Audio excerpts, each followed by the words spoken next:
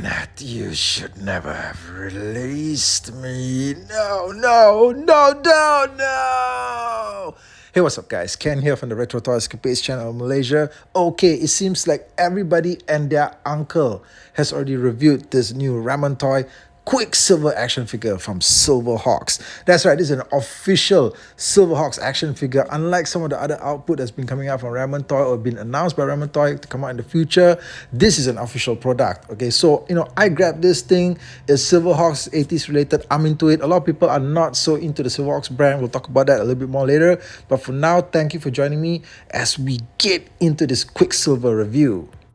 Okay, on the side of the packaging box, you get an incredible illustration of Quicksilver just standing there majestically. It's an all new illustration, never featured anywhere else. You flip it around, left to right, you get the same image. Okay, Quicksilver once again standing there majestically. All right, fantastic stuff here. This whole box has got a lot of shine to it. The figure is shiny, the box is shiny. On the back here, another fantastic shot here. Quicksilver, this time paired up with Hawk. At the top here, a lot of biographical information. Pause the screen right now. Screenshot this if you need to read all this info. If you don't already have the figure yourself. Yeah, it gives you the breakdown of everything that Quicksilver comes with, as well as Hawk. Okay, Hawk is not forgotten. All right, he's got a bunch of stuff that comes with him as well. Altogether, the packaging on this thing is just looking incredible. One thing I gotta say though is that you gotta be careful when you're handling this thing. The box is fantastic to look at. You don't want to get your fingernails scratching the surface. Okay, the texture that's used on this packaging box will leave scratches. Okay, you gotta be careful there. You see this shine here? Yeah, your fingernails are gonna cut into it, right? So you gotta be careful. Okay, so like I said, the box is stunning to behold. This is a collector's box, and I'm assuming that collectors out there do plan to open this thing at some point and not just keep it sealed in the box forever. However, when it comes time to open it up, you're going to find that you may have a problem like I did here. First of all, this thing is sealed so tightly, all right, at the bottom, that it is almost impossible to open up the flaps here without causing some damage to the box. Okay, because of the way that the bottom flaps are cut, and the way that they're actually hugging the interior tray as well as the interior flap of the box. Okay, there was actually really no way for me to safely, securely get this thing out. I saw some reviewers actually putting their whole fingers into the middle there and just yanking this whole section out. Okay, you can see this is what I had to do as well, and that caused a dent right there in the middle of all that shiny finishing. Now this is just not something that's a huge deal, but I like to think that it is for a collector that wants to keep this stuff mint. I mean, you don't go around intentionally damaging your packaging boxes. Not if you paid like $100 for it, okay? I mean, you know what I mean? So this is one of those things that I felt that needed some looking into. Because if I were to take a similar, kind of collector-friendly box like from Masterverse, okay? Masters Universe, Masterverse. You see how easily this thing can just open up. Look at that, okay? It just swings out very smoothly once you get the seal cut off. All right, just flip it open just like that. It's got all the same stuff, the interior tray, the plastic tray, everything. All right, but this one for some reason was just, man, it was a devil to open up. I was trying really hard, like I said, not to damage the packaging box in any way, but it ended up being damaged in some way. Okay, so I hope that this is something that can be addressed. Okay, now right out of the box, you're immediately blown away by just how utterly magnificent this Quicksilver action figure looks like. By the way, he comes packaged with a helmet head on, but I swapped it out for the human head just so you could immediately see just how great the human head looks like as well.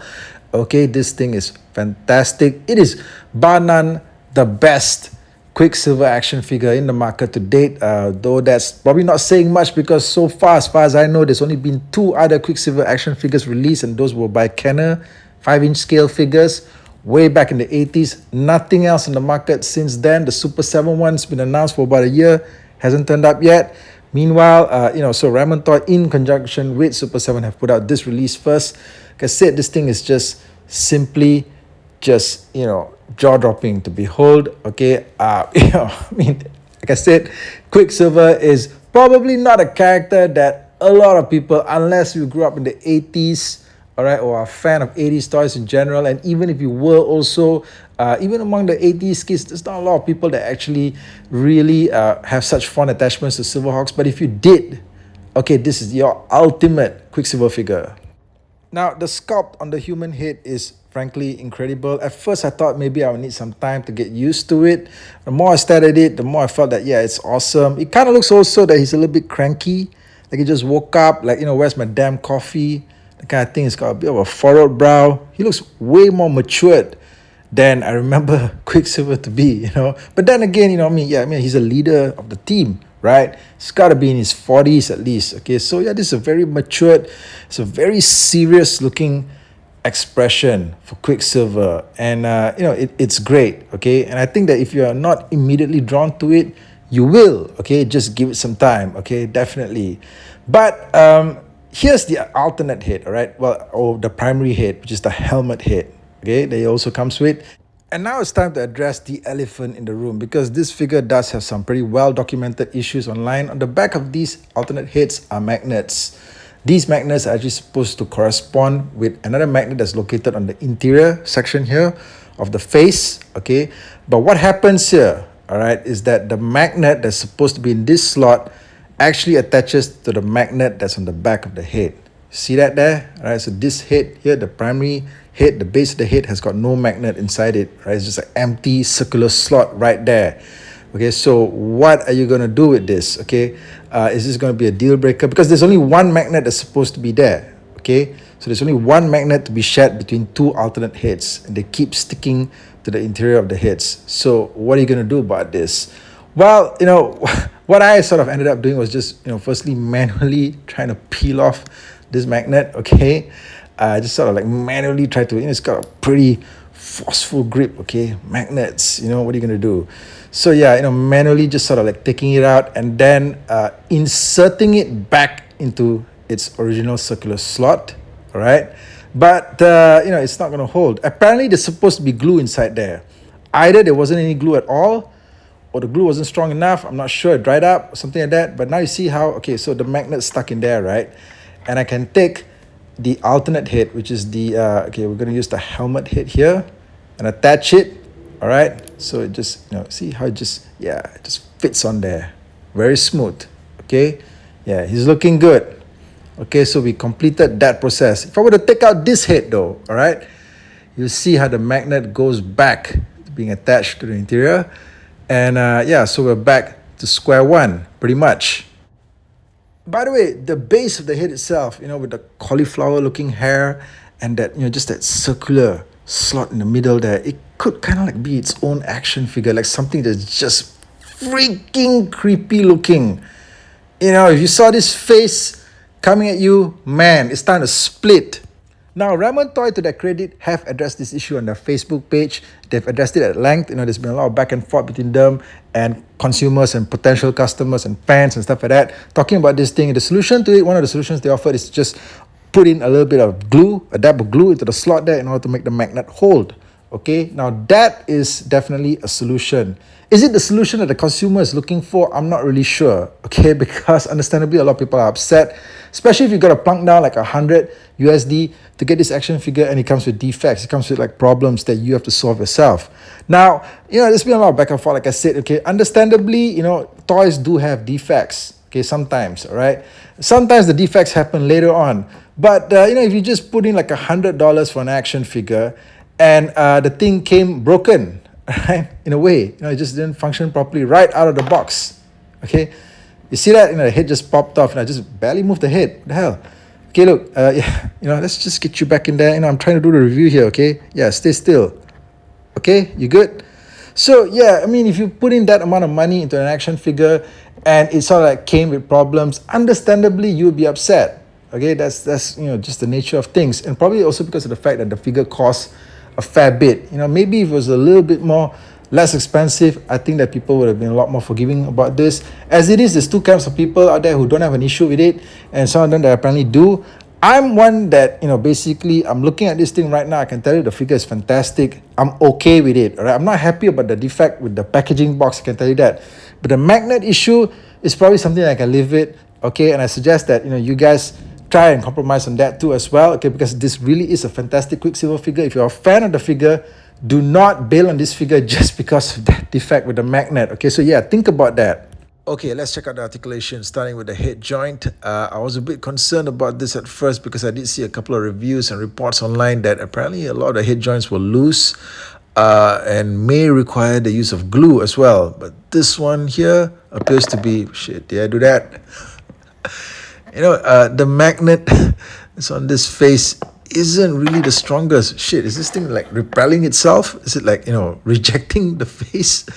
The magnet, it's, I could like just graze against the helmet. It seems like it pops off, right? It just doesn't feel like it's that securely in there. But the head, yeah, has a good range of movement. But I did see a lot of reports that, some people were having problems with it. Luckily, my one seems to be fine.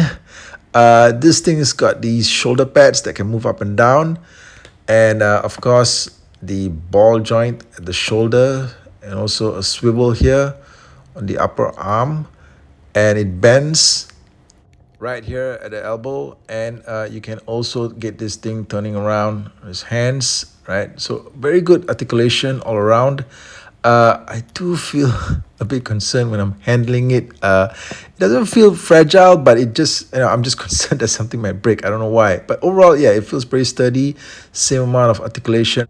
On this side, there's been some communication online. I think it seems that some people are not too happy with the use of the gray color tones in between the joints here.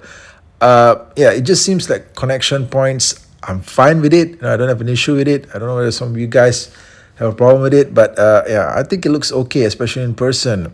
Now it's got a chest joint here, okay, that allows it to actually rock back and forth, just like that, pretty smooth, okay, just having grooving from side to side like that, and it's very smooth, okay, the movement here is very smooth. And he's also got waist articulation. The waist articulation is pretty tight, he just moves it a little bit from side to side like that. But it's very realistic. Sometimes the figures come with waist articulation where you can turn it around 360 degrees because of the joint. Well, that only happens in real life if you're possessed by a demon. So, yeah, people don't move like that. And the belt buckle here has got some pretty good design. He's got ball jointed thighs right there. All right, very smooth. Okay, I'm happy that everything appears to be in place. Nothing seems to be breaking apart. Bands at the knees. At the legs and also at the toe sections here, okay, there's some articulation there. Over on this side, all the joints feel tight. I'm actually very happy, because it's like even when I was standing him up, it felt like everything was pretty sturdy. It didn't feel like he was going to topple over or anything like that. So overall, I have to say that the entire figure's body is solid. It's just that face that keeps popping out. Then we get down to Tallyhawk. Tallyhawk appears to be as shiny as his master, right? Despite the fact that this bird has got zero articulation, he does have some very nice detailing applied. Very, very nice detailing worked all around. And, if you look here, he's got some very nice details here, especially in the face, some red eyes in there, tiny red eyes. So I think the execution of this turned out to be pretty great. It's just meant to be like a prop, okay, on display, but they put some effort into this. And Tallyhawk attaches to Quicksilver through the use of magnets. Okay, there's magnets under his feet, and these correspond to a set of magnets that are on Quicksilver's arm like that. Look at that, okay? Just get him in there, and he holds, right? Look at that. Awesome, okay? So locks into place. Let's see how well it stays locked on that arm. Let's flip these guys around.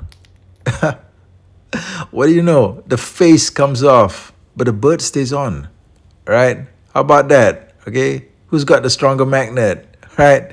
That face, man, it's really starting to annoy me. But the magnet on Tallyhawk is excellent. Now, I did see some communication online about there possibly being an issue with the magnets either on Tallyhawk's feet or those on Quicksilver's arm. I'm not really sure if there was an issue, but then, I'm just thinking to myself that, I'm really lucky that everything seems to be fine in this area here, because I'll be damned if I'm going to have to find a way to replace those tiny magnets, okay, right? No, just no. Okay, this is all the stuff that's in the tray, all right? Once you've got, Quicksilver and Telehawk out, there's a whole bunch of stuff here. Additional wings for Quicksilver, additional wings for Telehawk, and hands. Lots of hands. Okay, so there's a variety of combinations here that you can go with for the figure. You can have him displayed these fully spread out wings, attaching it here to the slots that are on the figure. Make sure they align with the wings, just like that. Pop it in there. It actually goes in pretty smooth. And well, there you have it, right? You got it all locked in. This is, of course, way different, right, from how the old Kenner figures were employed. The Kenner figures, just use an action gimmick, which was fun for the time. It didn't really hold up, though, I gotta say. But I've actually reviewed that vintage Kenner Quicksilver figure on the channel. Go check it out, all right, if you want to take a look at how that looks like. And then you get the wings attached on this side as well, on the right side of the figure.